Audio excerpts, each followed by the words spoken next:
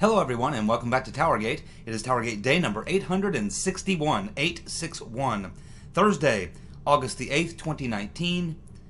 Thank you so much for tuning in. Okay, well, did Uncle Bob, the drive-by executioner, perjure himself in his testimony to Congress? New evidence suggests he did. Also, breaking news on Alexander Down the Hatch Downer and a big scandal that is just now being blown wide open in Australia. It's the hottest thing going in Aussie land. We'll talk about those two things here, but first let me get the politics out of the way, and then we'll get right into that. Okay, so we had Creepy Joe making a speech about the same time that Trump was up here in Dayton, just a little north of me at Miami Valley Hospital, where he got a very warm reception, I might add, because he's very popular. He won that district about 3-1. So anyway, Trump's he's at Miami Valley Hospital visiting with some of the victims of the recent shooting.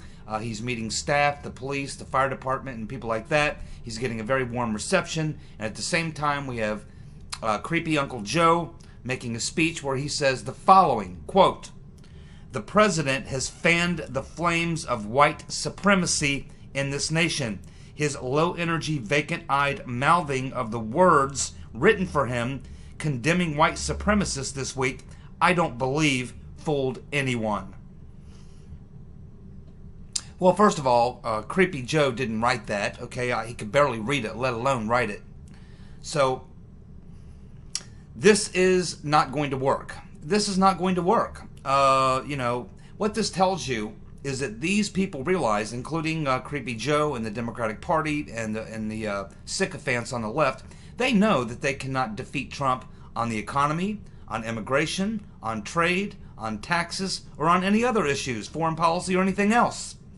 They have nowhere to go but just to try to label him a racist and hope that carries the day. It's not going to work.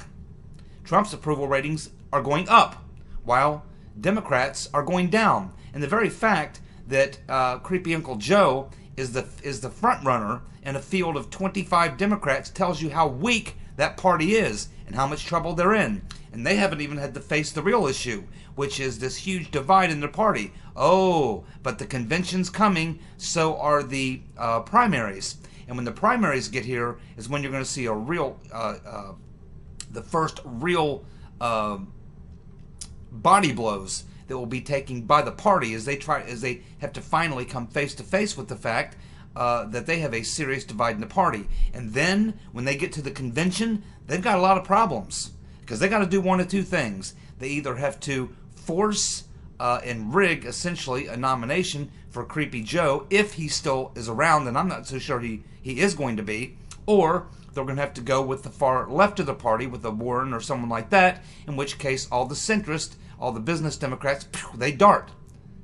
I mean, they're going to get their ass kicked, and they know this, and this is why they think the only thing that they can do is to try to call Trump a white supremacist, a racist, and all this. But now it's gotten, as we have seen in the past couple weeks, way, way worse, because now they're trying to shame Trump supporters and Trump voters. They're actually taking it now to the next level where it's not just Trump, it's the people who support him. They're trying to shame his supporters and the people who voted for him. This also is going to fail.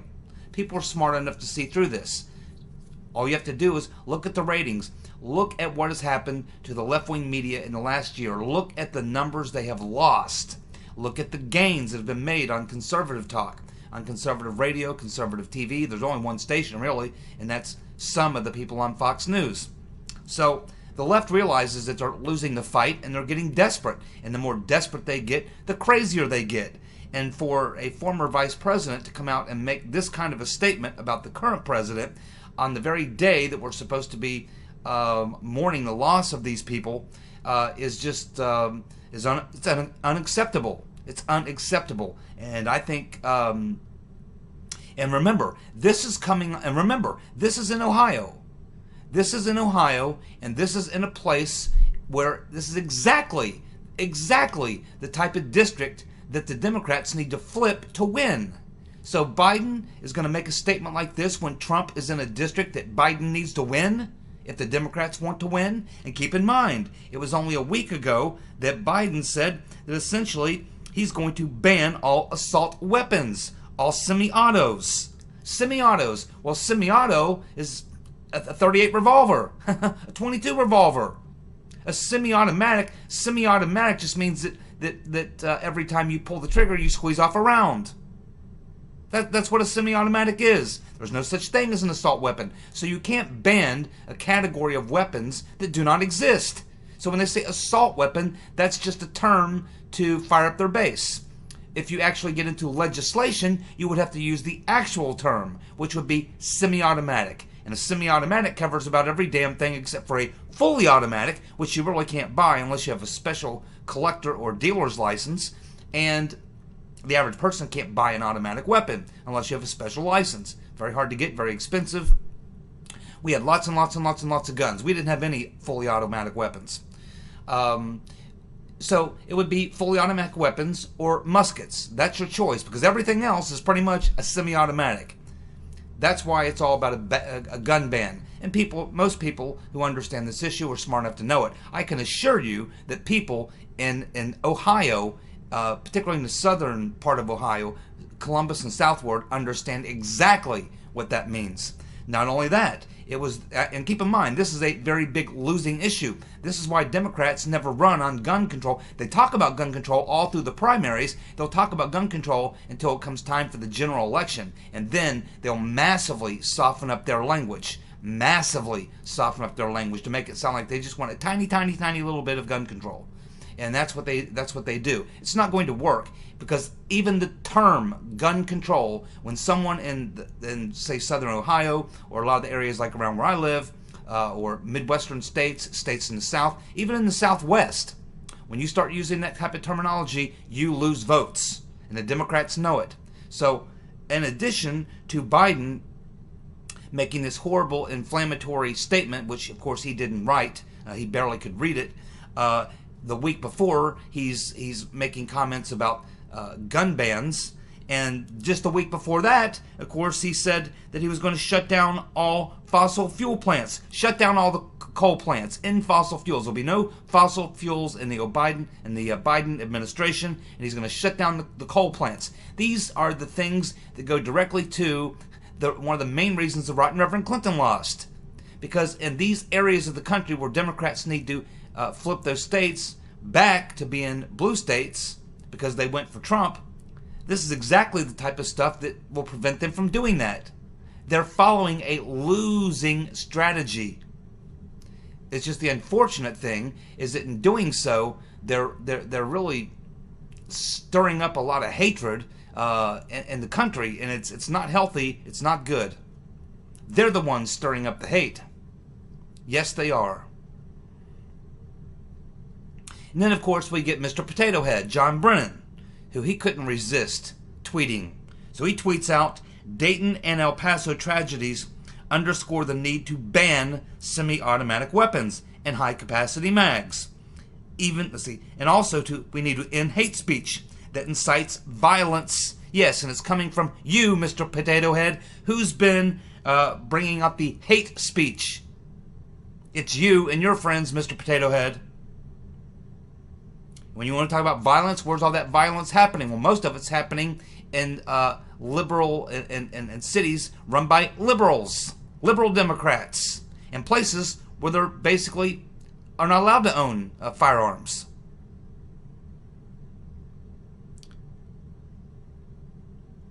We need to return to moral, honest, and competent leadership to the Oval Office. Well, we have good, moral, honest, competent leadership for the first time in a long time, Mr. Potato Head. It's you and your friends who were engaged in immoral, dishonest, and incompetent, highly incompetent behavior during the Obama years. And I think that you might find yourself in some deep legal trouble as a result of that, Mr. Potato Head. This guy's disturbed, man. That's all you can say. And by the way, Mr. Potato Head, Durham right now is reviewing and has reviewed in the past couple of days the briefings that you gave to the Gang of Eight, and he's realizing now that you gave a different briefing to Devin Nunes than you did the Democrats. Yep, that's right. So, there you go, Mr. Potato Head. He knows he's in a world of trouble. Well, we have a new Quinnipiac poll, which shows that Kamala Legs in the Air Harris is now polling at 1% with blacks. 1% with blacks. Well, that tells us, well, obviously she's not black. She's pretending. She's a pretend to be black. Her mother's Indian and her dad's from Jamaica. She's not black. That's one problem she has, pretending to be black when she's not. It's probably kind of offensive to a person who is black. Not only that, Tulsi Gabbard just slammed her in the last debate. And the fact is, if you're polling in the Democratic Party in the field, like Legs in the Air Harris, if you're only polling at 1% with blacks, you're toast. You're done. And get this, in the same Quinnipiac poll, 14 Democrats are polling under 1%. 14 Democrats are polling under 1%. They got a lot of problems. Trump's going to win in a massive landslide. Massive. Of course, Trump was telling reporters, I loved it, and they were trying to skewer him over the shooting in Dayton. And of course, Trump set him straight. He said, "Hey, well, it's my understanding that the shooter in Dayton was a big supporter of Bernie Sanders and Elizabeth Warren." And that's exactly right. That's certainly what's being reported. It's what appears to on his social media. Certainly, that's what he's referring to in social media. But one thing Trump didn't mention, which we're now learning today, which is sort of some new news on this, is that the Dayton shooter may have been at a recent Antifa rally. He may be the first Antifa shooter. So they're not going to talk about that either, especially over at CNN, where they're big defenders of Antifa. Then we have this crazy nut from Hollywood, and I guess maybe some of you have heard of this person. I've heard the name before, Arquette. I think there's a couple of Arquette people out there in Hollywood. I don't know if I've ever seen any of their movies or not. Probably not.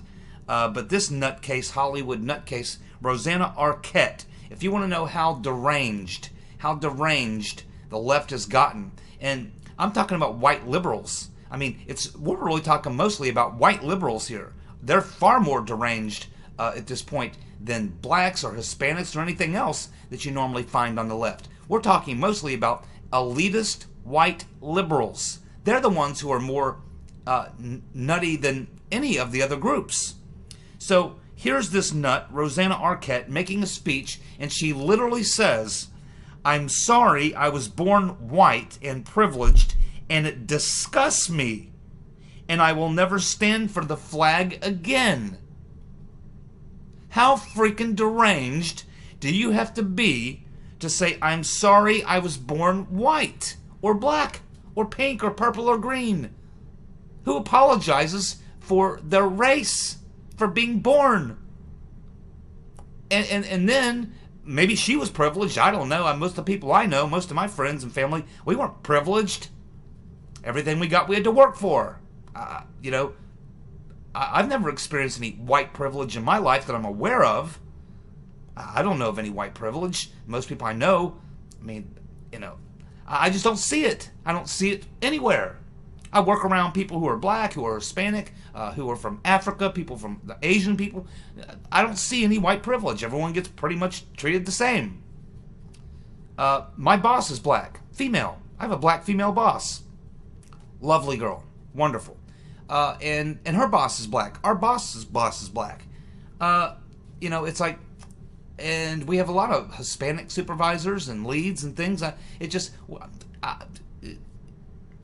None of this is adding up. These people in Hollywood, I think they're so detached from reality that they don't actually know what's actually going on in the country. They don't know that every day, millions upon millions upon millions of people go to work every day. They work right alongside with black people, Hispanic people, Asian people, people from all over the world. They go to work every day. They laugh. They get along. They do their job. They socialize together. There's no real problems in the country about this sort of thing. Only It's only in this tiny little group of white crazy ass liberals who dream this shit up, who don't exist in the real world. So they have this dark fantasy because they wish this stuff to be true. They have this dark fantasy that this reality is happening when it's absolutely not. It's not. It's only happening in their minds. What a disgusting human being. And I will never stand for the flag again. What did the flag ever do to her? What did she ever do for the flag? Nothing. Not a damn thing. And the whole time, these left-wing, crazy-ass elite liberals in Hollywood, the whole time that they're talking about guns, guns, guns, guns, guns, guns, guns, look at their movies. The only thing that comes out of Hollywood is a bunch of violent filth. That's all it is. Look at the violence in the Hollywood movies. I bet you if you went, I don't know who this person is, Roseanne Arquette, but I bet if you went through her movies, whatever movies she's made, I bet you'll find where she's probably been in a lot of movies where there's a lot of gun violence, probably a lot of murders, probably a lot of crime, probably a lot of sex, probably a lot of bad shit. That's what they push out of Hollywood. It's a pipeline of filth. That's why I don't watch movies hardly anymore. The movies I watch are old movies. I watch movies from the 60s and 70s. And they cannot address the real issue. Oh no. The issue isn't guns. The issue is behavior. Why are people behaving as they do? And of course they can't talk about that, and they know it, and they know why. Because if they were to actually want to get to the root of the problem and talk about what's really going on and why these things are really happening, it would lead right back to liberal policies. Liberal policies. And a lot of kids doped up on antidepressants. Can't get to the bottom of this problem because you can't tell the truth about it because it's taboo. Because then we would have to admit something that a lot of people, white liberals, don't want to have to admit. That really, it's a good idea to have a family. A real family. A good family. That's what they don't want to talk about. That's what they don't want to talk about. There's a reason why, going back to the earliest civilizations of modern man, that families were tight. That you had families. There's a reason for a family. There's a reason. And it's the degradation of the family, along with a lot of other things in our society, including the introduction of antidepressants and various other types of psychotropic drugs that are really at the core of this. And a lot of it stems from liberal policies created by a bunch of white liberals. Okay, so we're through the political stuff. Now let's get to some serious Spygate issues. Sean Hannity is saying that his sources are telling him something I've suspected for quite a long time, which is that Lisa Page is cooperating. Remember, about a year ago, when McCabe and Strzok tried to throw Lisa Page under the bus. And she did her interview. She did two, actually. They called her back and she came back. And we learned at that time that she was a fairly cooperating witness. And I believe that we've been hearing that a lot of these people have been coming back to the Inspector General since Durham has been appointed to modify their testimonies and to get more information. And I think that Lisa Page is going to end up being a key witness for the prosecution here. I believe that Lisa Page is talking, singing like a bird. And I always suspected she would be because McCabe and Strzok tried to throw her under the bus. So when Hannity says this, it's not so much I believe Hannity. Yeah, I guess he's probably got some pretty good sources and all that, but I really didn't need Hannity to tell me this. This is something that I felt in my gut was probably the situation, and I believed it a year ago because of the situation with McCabe and Peter's been stroking us throwing Lisa Page under the bus.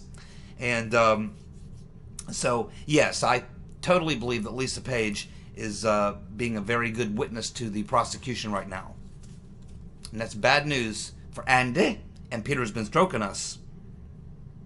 Now, So Papadopoulos gave an interview to the Italian news agency, the #1 news service in Italy. Papadopoulos gave an interview to them. This was back in the spring, early spring. Papadopoulos gave an interview to the #1 Italian news agency, and then shortly after that is when the Italian government, according to Papadopoulos in a tweet, gave up Mifsud, and apparently John Brennan as well, Mr. Potato Head. So now that we have found out from Stephen Rowe, found out in his book, that it was Vincenzo Scotti who went to Mifsud and said, "Hey, we want you to introduce Papadopoulos to some Russians, and we got this guy Ivan Timoviv. We want you to introduce Papadopoulos to him. Try to get him hooked up with some Russians, and we want you to tell Papadopoulos that the Russians have these emails." So, if this information was given to Scotti, and we know that Scotti was part of the previous corrupt Italian intelligence service and the previous administration, which was the president, the PM of Italy, and Obama were very, very close, and we know this Italian prime minister was a special guest to a very important dinner that Obama gave. You're starting to see where that this trail of how this was working. So this was a global effort.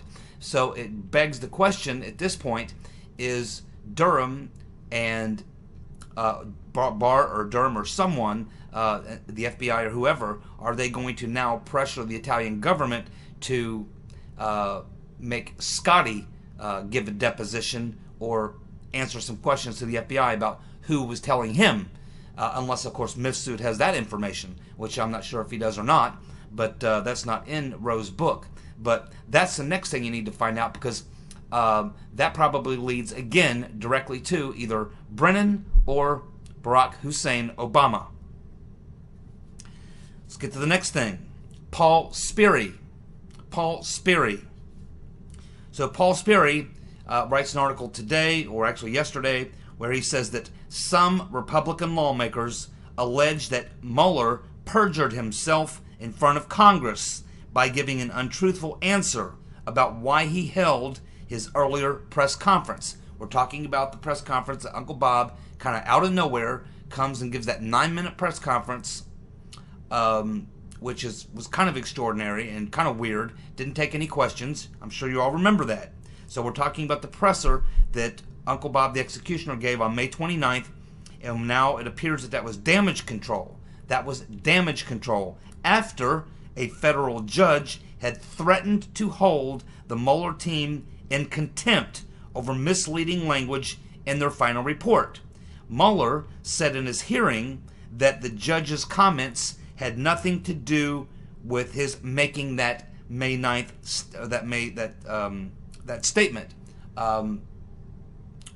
when he gave the 9-minute statement. So we're talking about the questioning by Tom, I think his name's Tom McClintock, Republican, is questioning Mueller, and he asked him about this. He says, "Did you give that 9-minute presser because of something that about this court case that the judge admonished you and your team for trying to tie this private Russian firm as having worked for the Kremlin when you had absolutely no evidence that was the case?" And of course, this is still an ongoing court case against these. We're talking about the Russian trolls and Concord Management and Russian trolls. The Mueller report tries to tie Concord Management and the Russian trolls to the Kremlin, but there's no evidence to do that. And this is what they try to do in the Mueller report, and they tried to use that. And this is what the judge admonished Mueller and his team over. And she told them that if they continued that she was going to hold them into contempt. And it was right after that Mueller comes out and makes this statement. So then McClintock in the hearings asked Mueller about it, and you'll want to watch that for yourself. You want to YouTube that. So Mueller gave a 9-minute press conference where he took no questions, and he made a point in that press conference to stress that the Russians he had indicted were private entities and presumed innocent. What Mueller didn't say in his press conference was that the day before, his case against the Russian trolls had taken a bad turn. Now keep in mind, this was a key part of the Mueller report narrative that the Kremlin interfered in the 2016 election to help Trump win, using the Russian trolls. So the judge, which is Judge Friedrich, ordered Mueller's team to stop overstating evidence of Kremlin-directed interference. The false narrative is what was fueling media reports that the Russian trolls were being run by the Kremlin and were working with Trump. So the judge ordered Mueller's team to cease and desist with the unproven claims or face sanctions, in other words, contempt of court. So here you have the judge, in this case with Concord Management and the Russian trolls from the Russian troll farm, and she basically has a closed-door session with Mueller's team, pulls it behind closed doors, says, look, you are trying to relate these individuals, and you do it in your report, and you're trying to relate these Russian trolls to the Kremlin, but you have no evidence whatsoever. And keep in mind, you put this in your report during the middle of a court case, which is still undecided. And these people currently are innocent. They have the presumption of innocence. Yet you, in your report, have already got them not only guilty, but you got them guilty in cooperating with the Kremlin and the Trump campaign. And if you don't correct this, I'm going to hold you in contempt. So the very next day, Mueller comes out and gives the press conference. 9-minute presser, takes no questions. And what does he say in that toward the end of that press conference? That's where he says that that these people are innocent, and that he kind of walks back the claim that they were involved, and basically says, well, yeah, well, and in this case, the Russians, currently that case is ongoing, and they, of course, are presumed innocent. In other words, Mueller went out the day after his team was admonished by the judge, facing contempt charges. He went out there and did exactly what the judge told him that he better do, which is correct the record that the Russian trolls are, number one, presumed innocent, the case is still ongoing, and number two, no evidence whatsoever that they had any ties to the Kremlin. So the judge orders the Mueller team to correct the record. The next day, Mueller goes out and corrects the record in that presser. And then he shows up for the hearings. And that's where Republican Representative Tom McClintock, I believe it's Tom, I know it's McClintock, I think his first name is Tom McClintock is questioning Mueller. And I don't know if I have the exact quote here. Let's see. But the judge ordered Mueller's team to cease and desist with the unproven claims or face sanctions. Now, the judge has issued a statement. And here's where the hook comes in. And this is why Republicans are now wondering, and not just wondering, but almost have hard evidence now that Uncle Bob, the executioner, perjured himself in those hearings. Because McClintock specifically asked him, did you give that presser because of orders you had been given from a judge in the case regarding these Russian trolls in Concord Management? In other words, were you admonished by the judge? Yes, they were. We know that. This is now public record. The Mueller team was admonished by the judge for saying in the report that the Russians were part of this plot and they were working with Trump and the Kremlin. She of course told Uncle Bob, you got to correct that. You can't. That's in the record. You got to go out and correct that. And the very next day he goes and corrects it in that 9-minute presser.